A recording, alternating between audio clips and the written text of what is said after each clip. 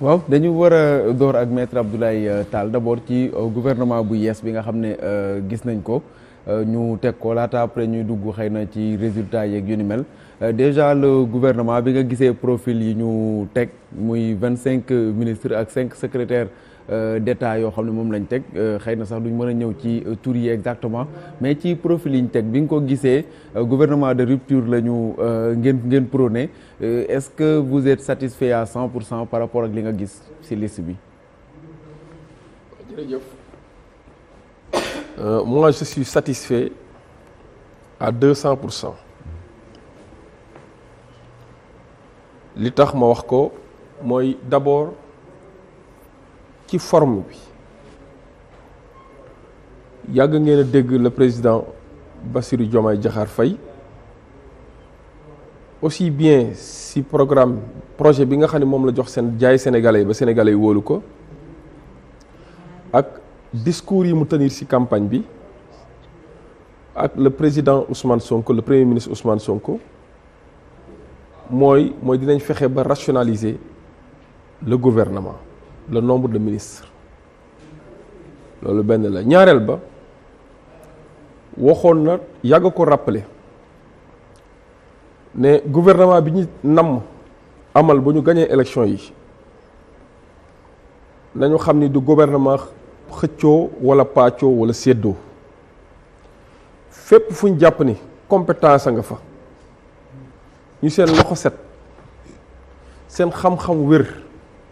ñu am njort bu rafet ci ñoom parce que jugement bi dafay teel bala ngaa juger nit ki nga xaar ba mettre ko à l'épreuve de jox ko ba ci cappaandaw ga nga évaluer ko mais képp kuñ am présomption boobu ne jàng na loxoom set na bëgg na réewam dinañ dem fu mu mën a nekk Sénégal ñaan ko mu ñëw ñu ànd ci liggéey ba tax na boo xoolee ci forme bi gouvernement bi répondre na non seulement li programme bi waxoon mais discours de campagne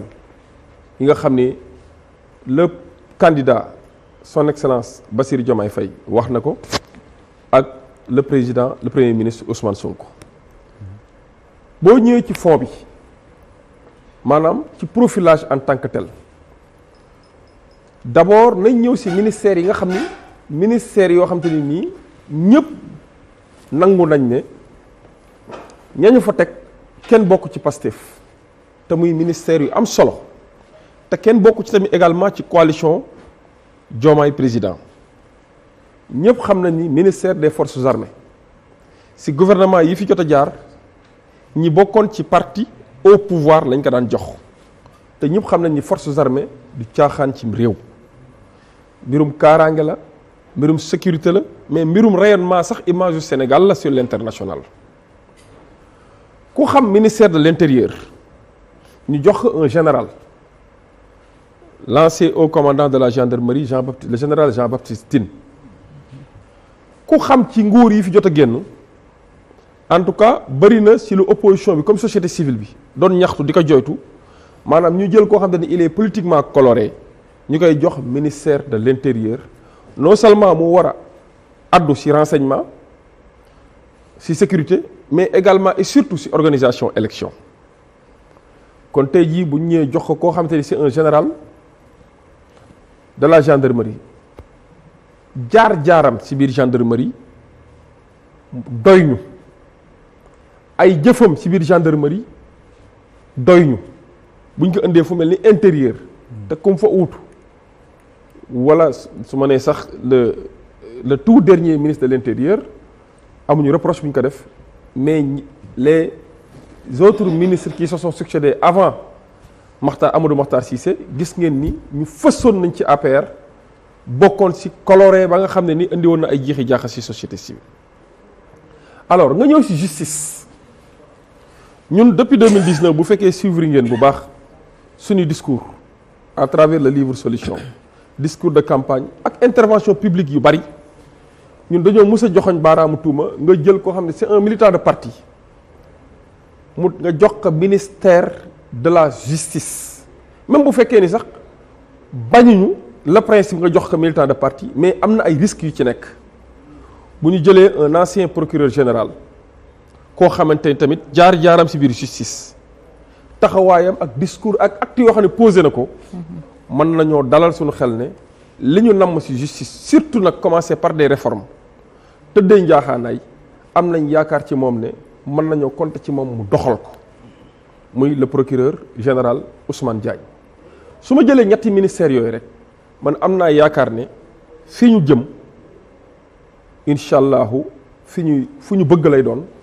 te fu ñu choisir la pour yegg fa lay doon. boo jëlee ci yeneen ministères yi gis ngeen ni bari na ay ministères yu ñu regroupé lu mel ni emploi jeunesse ak sport. ak culture. ak culture jox ko benn nit foofu damay tontuwaale ñi doon kaas naan jigéen ñi ne sont pas suffisamment représentés dans le gouvernement ku jël ñetti ministère wala ba ñeent yoo xam ne mën nga ko tas si ñeenti jigéen nga jox ko benn jigéen mooy jox nga ko ñeenti jigéen loolu doyloo la beneen bi mooy gis ngeen profil yi pour la première fois au Sénégal ñu tëgg gouvernement teg ko même ñu àndul ak yow ñu bokkul ak yow boor politique nangu nañ ne gouvernement bi ça reflète le Sénégal nangu nañ ne gouvernement bi xel dal na ci nekkul ay parparloo moo tax ñu indi leen nekkul séddoo moo tax ñu indi leen te parce que bu doon séddoo gis ngeen ne la coalition Diomaye président bu fekkee am na sax ci biir bariwul te ñañ ko jox profil yooyu ay profil yoo xam ne ni dañ naan le profil répond à l'emploi ku mel ni Abdourahmane Diouf fiñ ko jox yaakaar naa discours bi mu njëkk a tenir nous rassure nous l'attendons à l'œuvre ku mel ni Guirassy ñëpp xam nañ ni éducation domaine am la yaakaar naa éducation nationale lañ ko jox école am daanaka mën nañ ko jëne université la def na fi ay preuves lu kenn dul natable am nañ yaakaar ni lañ ko jox domaine am la te dina ci taxaw boo jëlee industrie ak commerce yaakaar naa Serigne Gueye Diop kenn du ko présenté ci Sénégal mu nekk ñun fierté si ñun parce que si département de Mbour la dëkk nekk le maire de Sandiara sortant normalement mu war a nekk le maire sortant de Sandiara parce que du ko mën a cumuler def ay résultats tey jii Sandiara boo fa demee dafa mel ni pôle industriel la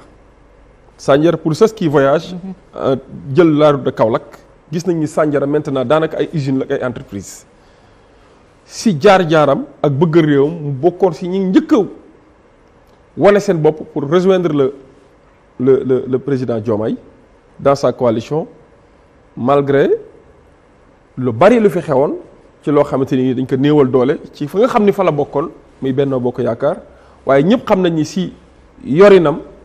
yaakaar naa am na ay rapports yu fi génne félicité ko ay satisfecit yi fi génne pour wax ni moom en tout cas il fait partie des meilleurs maires boole ceeg ay yeneen profil yoo xamante ni ku mel ni sunu sœur di sunu yaay également nekk sunu camarade de parti soxna Yacine Fall ñu jox ko affaires étrangères ak intégration africaine déjà affaires étrangères da ciy baax ñu teg fa tuuti sunu loxo sunu tànk pour ñu leeral mbir mi xam nga au-delà du porte-parole du gouvernement le ministre des affaires étrangères day nekk porte-parole état bi auprès des autres états surtout auprès des autres au niveau international ñëpp xam nañu ne rayonnement Sénégal en matière de diplomatie ce rayonnement est toujours porté par et le chef de l'État mais également son ministre des affaires étrangères jaar-jaaram ci organismes internationaux yi entre gens au niveau international gis ngeen ni même étant dans l'opposition bokkoon na ci ñi nga xamante ni ubbi nañ leen les portes à l'Élysée dugg demoon nañ ba Sénat américain plaindre ci li nga xam ne moom la gouvernement sortant bi di nekkee ñu ubbil ko fa mu dem ba mën a wax ñu dégg leen ba Sénat américain amoon benn taxawaay bi kooku nañ ko sante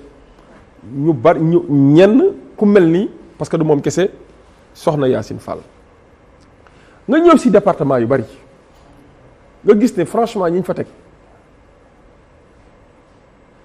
am nañ yaakaar ci ñoom am nañ engagement bi comme li président Ousmane Sonko doon wax ne un homme politique c'est un parcours et un discours ci seen discours ci seen parcours du benn sénégalais bu relever benn grief wala benn objection ci li nga xamante ni moom lañ leen confier ba tax na daal am nañ yaakaar ni profil yi ñu fa teg yëpp répondre à l'emploi am nañ yaakaar incha allah lii yéene bi diñ ko matale sëkk. xam nga tax ma ni la yéene bi la ñoom ñëpp ils seront mis à l'épreuve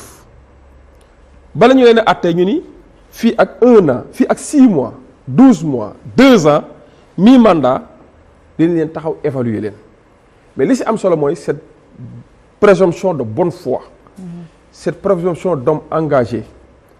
qui ont prêté le serment de rester exclusivement au service du peuple sénégalais, au service du projet qu'on a vendu au peuple et qui a été sanctionné par une élection historique. Pour la première fois, je le dis et je le répète, les am Sénégal musta am ci élection, musta am Afrique et dans le monde sax damay laajte est-ce que mus na fee am. Un président qui participe à une élection pour la première fois et qui gagne l'élection. Un président qui participe pour la première fois, qui gagne dès le premier tour. Un président qui gagne dès le premier tour et qui bat tous les autres candidats qui étaient en liste dans leur fief respectif et dans leur bureau de vote. Loolu c'est une première. ñu ci sant yàlla sunu borom. ñu gis ne comme ñaan gi peuple bi di ñaan le président Diomaye ñaan ko le premier ministre Ousmane Sonko ñaan ko ñëpp di ko ñaan mooy yàlla bu yaakaar tas. mais ci ministère yi est-ce que gisoo ne quand même bëggoon ngeen rationaliser boole.